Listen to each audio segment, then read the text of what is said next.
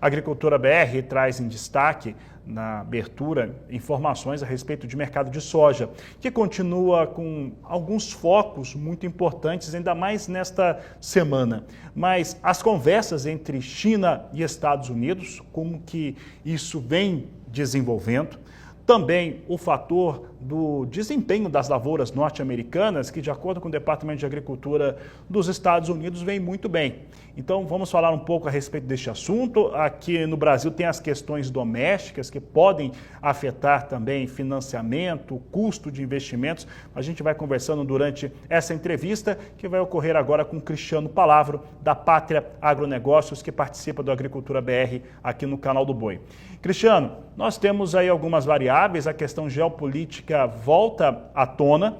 Aqui no Brasil e também no resto do mundo, a gente viu o dólar perder força, mas a gente tem aqui algumas questões domésticas que são complicadíssimas do ponto de vista da economia, do ponto de vista da política e que acabam trazendo situações adversas. Além disso, a lavoura americana vem desenvolvendo muito bem. Como é que você analisa este momento do mercado da soja? Boa tarde, seja bem-vindo.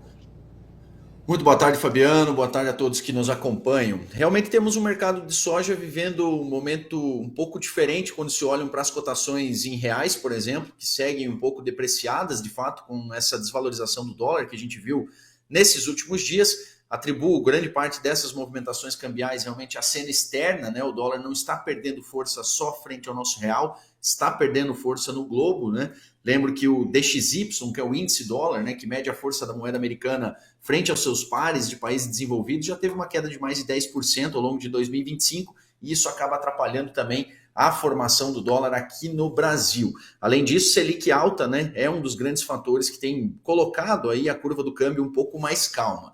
Por outro lado, Fabiano, se a gente olha a cotação da soja em dólar, a gente viu valorização ao longo dos últimos dias. Como você falou, a safra americana ainda é um ponto de peso para o mercado, é um ponto negativo para o mercado, porque a safra americana vem caminhando bem, o plantio realizado dentro de uma janela ideal. Riscos climáticos de curto prazo ainda não aparecem no radar, temos algumas preocupações para julho e agosto, mas muito cedo ainda para ter grandes conclusões. Então, Chicago tem caminhado de lado. Enquanto os prêmios aqui no Brasil foram o grande fator positivo para a soja em dólar nessas últimas 2 semanas, principalmente. Os prêmios abriram a semana um pouco mais fracos do que eles negociaram na quinta e sexta-feira, mas nós tivemos aumentos importantes e esses aumentos se baseiam principalmente na demanda, Fabiano.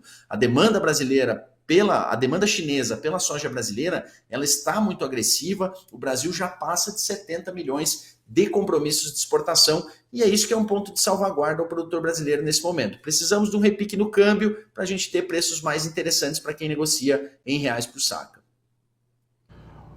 Cristiano, então a gente tem que falar um pouco de economia, que pela lógica, quando a gente olha para o mercado externo, a gente vê uma inclinação para a moeda norte-americana perder um pouco de força. Isso a gente viu acontecer com o indicador do dólar. No Brasil até que acompanha essa tendência, mas nós temos aqui ainda todas as nossas questões domésticas em relação a gastos governamentais, não só do executivo, mas também do legislativo, do judiciário, todos gastam muito mesmo, né? Então a gente tem contas que não fecham, tem tentativas de aumentar tributação, já que não cortam, vão aumentar tributos aí sobre alguns aspectos, inclusive que atingem o agronegócio, como letra de crédito do agro, o CRA, né, créditos de recebíveis também do agronegócio, então situações bastante complicadas. Mas todos esses cenários que eu disse mostram um país, do ponto de vista econômico, fragilizado, o que deve fazer com que o dólar suba.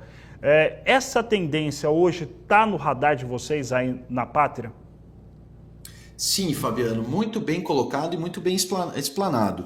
Se a gente olha a correlação da variação do câmbio no Brasil e lá fora, principalmente de 2020 para cá, com o advento da pandemia, essa correlação ficou muito baixa. O que eu quero dizer com isso? Que os fatores internos no Brasil, eles têm um peso maior na formação do câmbio do que propriamente as movimentações do exterior.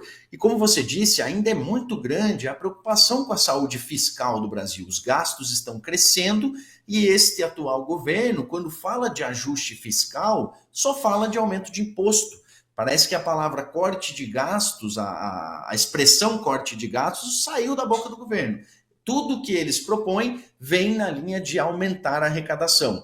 O IOF teve uma grande movimentação contrária e o governo, como alternativa, trouxe aumentos de outros impostos. Então a gente já chega a mais de 30 impostos criados ou majorados desde o início do governo, algo que está sendo amplamente divulgado pela mídia. E todo esse cenário, somado a um outro ponto que eu acho muito crucial nisso, que é a baixa popularidade atual do governo, coloca um ponto de preocupação. Pois se a popularidade está em baixa e a gente começa a se aproximar de um cenário eleitoral já em 2026, muito provavelmente o governo vai tentar trazer novos benefícios, trazer novas formas de aumentar a sua popularidade. Isso normalmente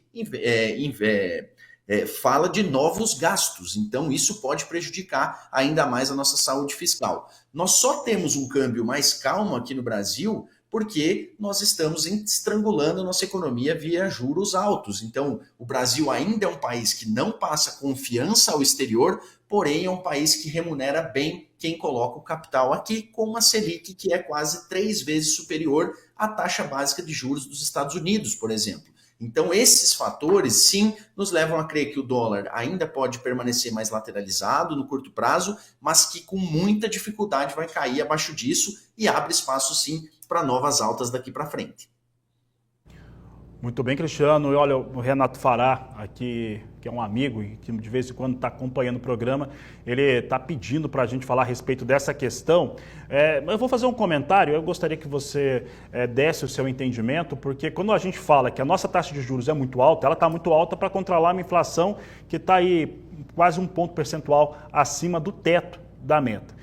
E aí ele é convidativo para capital especulativo no país. E quando o governo tenta atingir ou tributar mais o IOF, o Imposto sobre Operação Financeira, o LCA, o LCI, o CRA, CRI, ele atinge o que financia os empreendimentos, tanto na área imobiliária quanto na área de agronegócio. Esse cenário coloca ainda mais em risco um plano safra que já seria desafiador demais, Cristiano, por exemplo?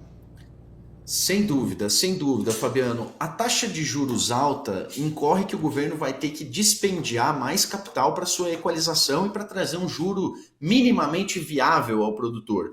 As últimas posições do governo preocupam muito, pois a gente observa que a equalização dos juros, a redução dos juros, vai ficar muito concentrada no Pronaf, no Pronamp, e a agricultura empresarial, que apesar do nome empresarial não quer dizer que são só os grandes produtores, ela vai ficar realmente muito aquém da capacidade de equalização de juros. Então a gente vai ter uma taxa para esse plano safra provavelmente muito próxima do próprio valor da Selic. Então isso preocupa bastante. Essas linhas alternativas de crédito que são financiadas não pelo depósito compulsório, mas por LCAs e outras formas de captação, também ficam menos incentivadas, porque a gente deve ter um desânimo, um desincentivo de novas aplicações nessas linhas que vão ser tributadas agora. Então essa questão de crédito, ela é muito central para esse ano, porque em 2022, 2023 e até o início de 2024, Fabiano, a gente via o produtor saindo um pouco do crédito oficial e por uma situação de margens melhores, tinha uma gordura a mais para se queimar e teve mais uso de capital próprio. Mas com a queda nos preços das commodities e a manutenção de custos altos, grande parte desses produtores já não conseguem ter o mesmo nível de financiamento próprio. Então, esses produtores estão voltando para o crédito e estão se deparando com uma realidade muito cruel em termos de taxas. O que faz ter que buscar taxas em dólar, tomar risco, buscar taxas privadas que são ainda mais altas através de mecanismos de troca. Então, essa questão do juro, ela é central e deve colocar o Brasil no seu menor crescimento de área plantada de verão dos últimos anos, algo que para o mercado é bastante relevante, mas que mostra realmente a situação de descompasso que temos hoje nas contas públicas do governo. Um descompasso de contas que nos coloca com uma taxa de juros extremamente alta e uma taxa tributária cada vez mais alta. Realmente a falta de controle do governo está prejudicando muito o empresariado e o cidadão brasileiro.